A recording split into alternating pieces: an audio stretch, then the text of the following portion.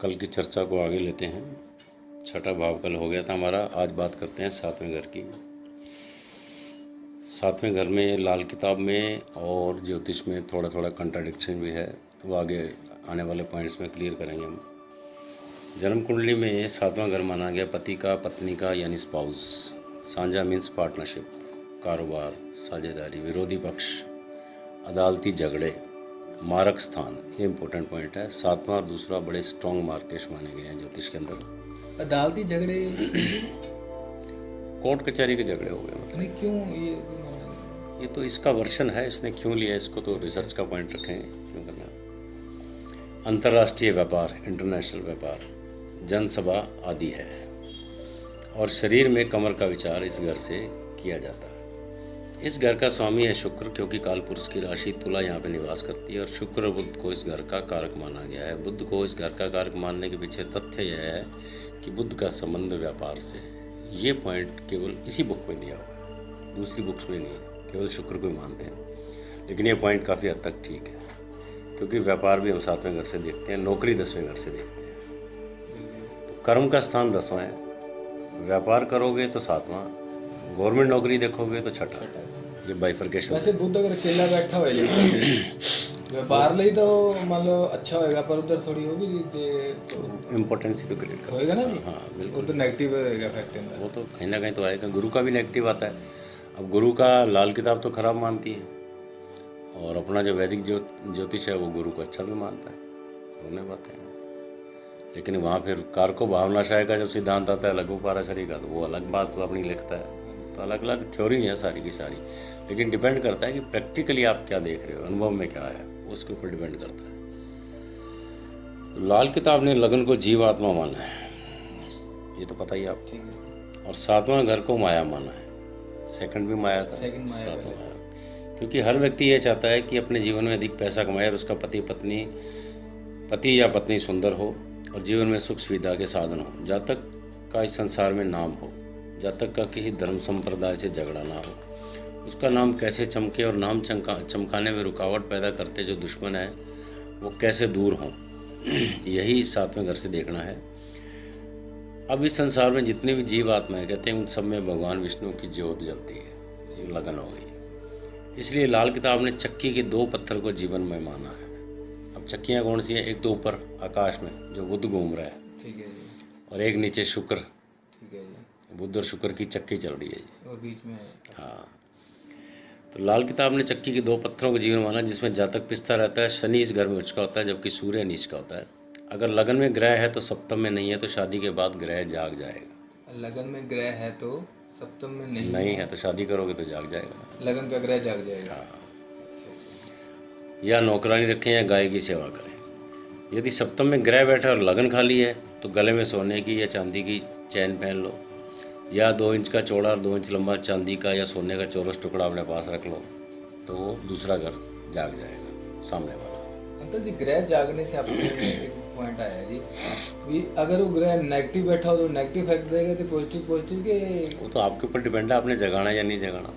अगर आप जगाना चाहते हो तो सोने की चैन पहन लो। नहीं, मैं जी मैरिज की गल कर रहा सी। हाँ, तो जगाने में फ़ायदा, वो तो अच्छा है ना। वो तो अगर मैरिज का किसी नेगेटिव ग्रह बैठा हो लगन से, हाँ, अगर वो जाग जाए फिर बुरा ही नहीं, वो उसका आपको जगाओगे, उसका तो उपाय करोगे ना। आप जगाओगे तो उसी को जिससे आपको फायदा होगा। मैं भी आप सोते हो दुश्मन को क्यों जगाओगे? मैं भी कह रहा जी मैरिज हो जी, वो तो होएगी, तो जीवन में लगन ग्रह बैठा है सप्तम खाली, तो ग्रह अपने आप जाग नहीं, मैरिज अपने आप में एक शुभ काम है, बस बात खत्म हुई। बिल्कुल जी, शुभ काम है, तो अगर आपको जगाना है उस घर को तो आपको वो उपाय करना पड़ेगा। अगर आपका ये घर खाली है तो, लगन खाली है तो अपने घर में आप जो है, सातवां आपके घर में ग्रह है तो आप सोने की चैन डालो। नहीं, मैं तो उधर पहले वाले पॉइंट तक लिया है जी, लगन में ग्रह है और सप्तम खाली है। हाँ, मैरिज होगी तो लगन में जो ग्रह बैठा है वो जाग जाएगा जी, ऑटोमेटिकली जाग जाएगा।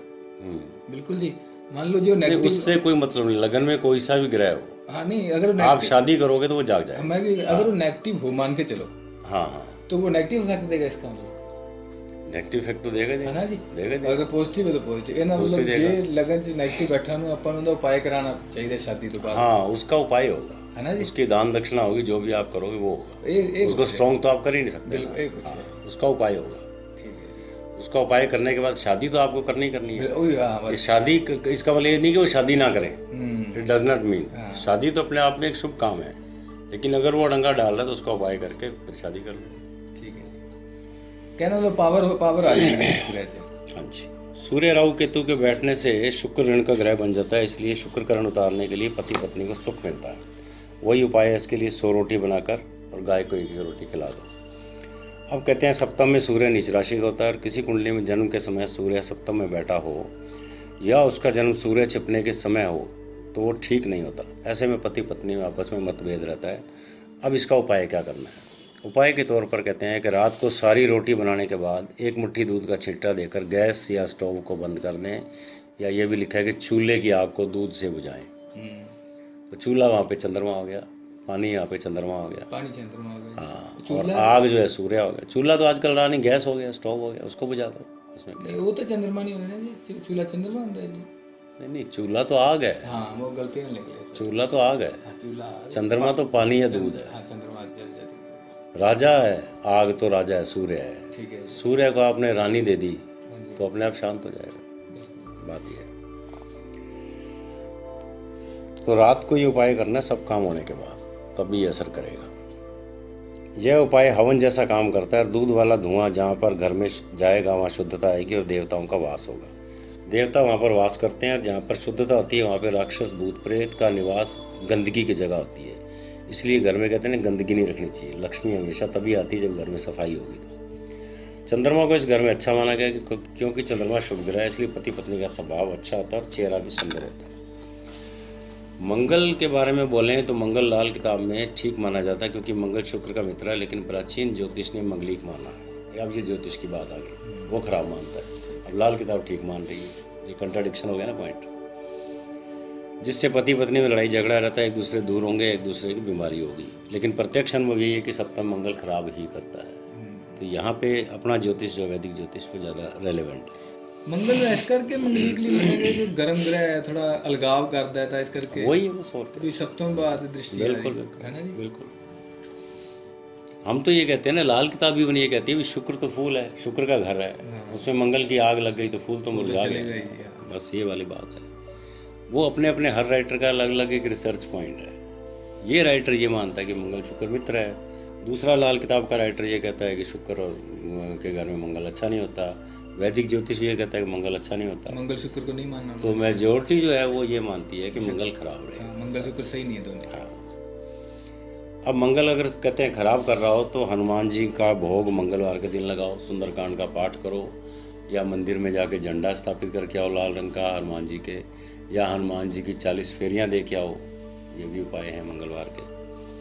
बुध को लाल किताब ने अच्छा घर माना है, और इस घर में बुध अपनी स्वराशि हो तो पार्टनर्स होशियार होते हैं, व्यापार और विद्या का लाभ होता है, और ये शुभता प्रदान करता है।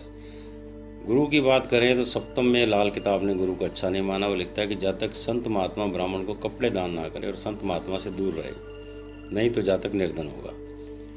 अब सप्तम में ज्योतिष में हमने ये देखा है कि गुरु अच्छा होता है, और पति पत्नी धार्मिक और विद्वान होते हैं और नीति नियम को अच्छी तरह से मानते हैं, क्योंकि यह स्थान केंद्र का है। तो केंद्र में गुरु की स्थिति का प्रभाव लगन पर भी पड़ता है, इसलिए अच्छा फल करेगा।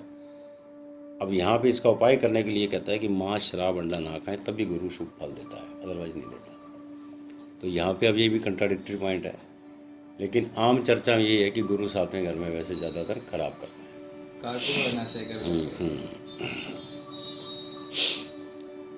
शुक्र अगर बैठा हो तो इसका खुद का घर है, शुक्र शुभ है इसलिए यह अच्छा फल करेगा। प्राचीन ज्योतिष ये लिखता है कि शुक्र के ऊपर शुभ ग्रहों की युति या दृष्टि या मित्र राशि हो तो ग्रस्त में कुछ खराबी नहीं करता। शुक्र ठीक रखने के लिए पति पत्नी आपस में लड़ाई ना करें, जातक अपनी ससुराल से बनाकर रखे। इस घर का कारक बुध है, इसलिए अपनी जबान से मीठा वचन बोले तो उपाय हो जाता है।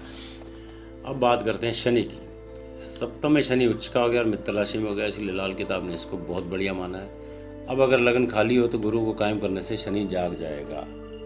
ये पॉइंट समझ में आ गया ना, लगन खाली है लगन तो खाली है तो ठीक है जी, बिल्कुल। अब गुरु कायम करने के लिए, हाँ, लगन को कायम, लगन में कायम कर दोगे ग्रह गुरु को, तो कायम करने से जातक धार्मिक बने और अपने सिर के ऊपर चोटी रखे या अपने सिर पर सफ़ेद पीले रंग की टोपी लगा कर रखे तो शनि जाग जाएगा। ठीक है। लगन खाली है, शनि सप्तम में है तो की बात हो रही है। बिल्कुल, बिल्कुल समझ गया। सप्तम में शनि है, शनि की राशि मकर या कुंभ पड़ती है, तब शादी ब्याह अधिक उम्र में होते हैं। ये प्रैक्टिकल बातें हैं, ये देखी हुई बातें हैं। इसके पीछे तथ्य है कि शनि हर काम में विलंब करता है, इसलिए शादी ब्याह में विलंब होगा। शनि को ठीक रखने के लिए मांस शराब अंडे से परहेज करें, लक्ष्मी चालीसा का जाप करें।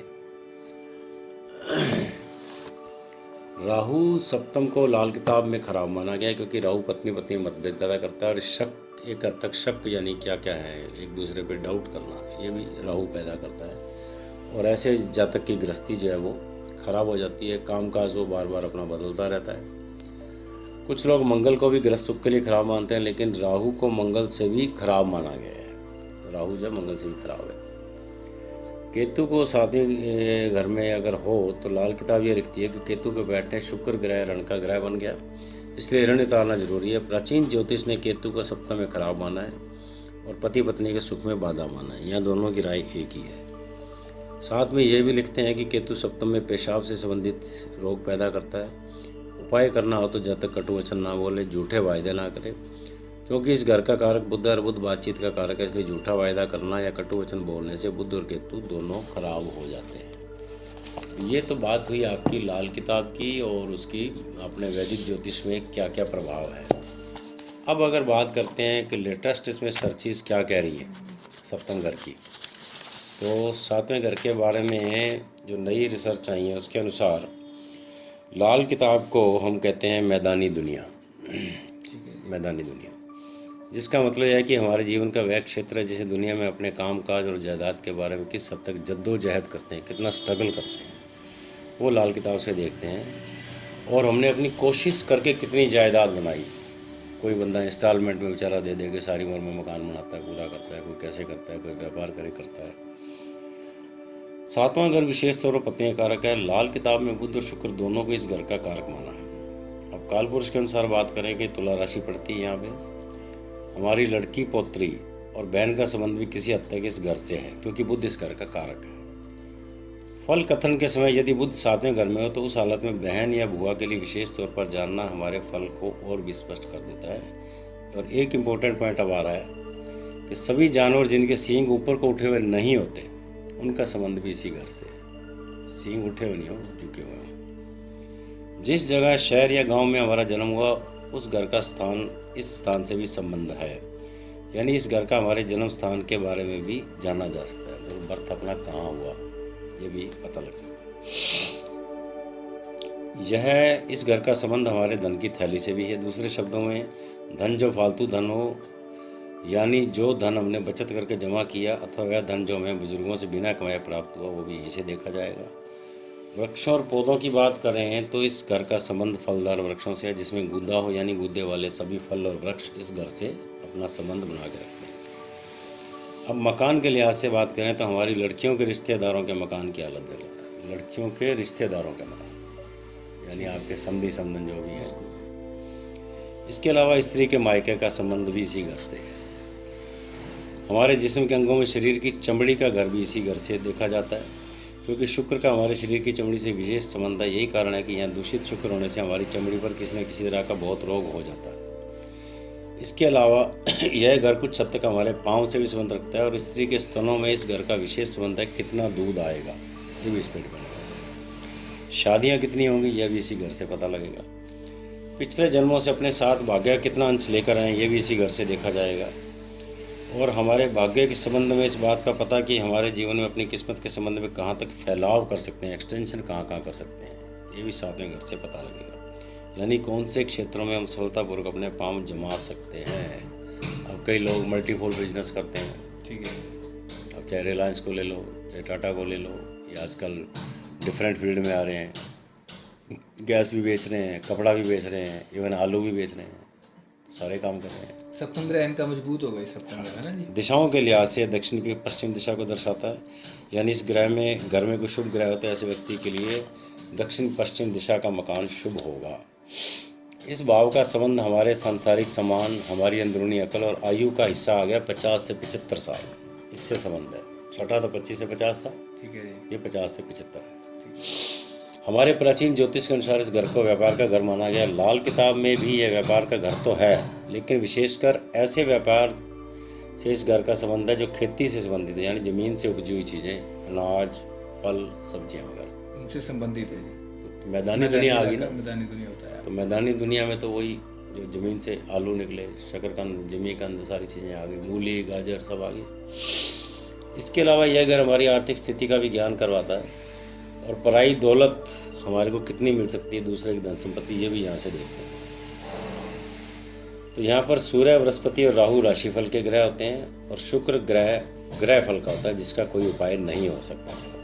तो ये आपका संक्षेप में सप्तम भाव का हो गया। अब ये राशिफल और ग्रह फल की चर्चा भी हमारी बाकी है। शनि इस घर में उच्च राशि का फल देगा, तो सूर्य नीच राशि का फल देगा। तो तुला के हाँ, वो तो तुला के काम आ गया। तो ये हमारा फोल्डर बन गया 7th हाउस का।